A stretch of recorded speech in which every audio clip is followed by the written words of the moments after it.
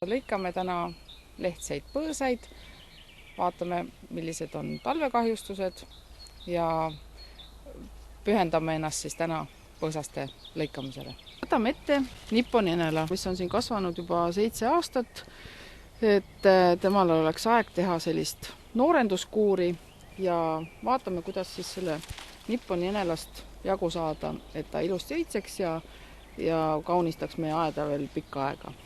Nüüd vaatame sellist asja, et need põõsad, oksad on läinud selliseks väga pussakaks ja oleks vaja nüüd anda sellise noorema väljanägemisel sellele põõsale. Alustame sellest, et lõikame ära kõigepealt, et siia põõsa sisse ligi pääseks, lõikame ära sellise noore oksa peale, teeme sellise julge lõikuse ja täpsustame veel seda, et kääride tera alati peab jääma sellise elusa poole ja lõikame ära siit kohe siit tugeva lõikuse. Nii, selle eemaldame kohe, lähme järgmise oksa kallale.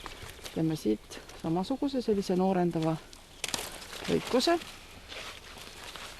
Nii, ja siit, et sellele lähemale pääseda, vaatame siit sellise noore oksa ja lõikame sellise vana osa ära. See on selline, mis on juba võitsenud juba mitu aastat, aga see on alles eelmisel aastal õitsenud oks. Siin on veel üks selline harunenud asi, lõikame selle ka ära. Nii, ja põõsa kuju on nüüd siis selline, et need sellised harunenud eelmistel aastatel õitsenud oksad on ära lõigatud ja on jäänud sellised kaarjad oksad, mis annavad sellise põõsa sellise iseloomuliku kuju.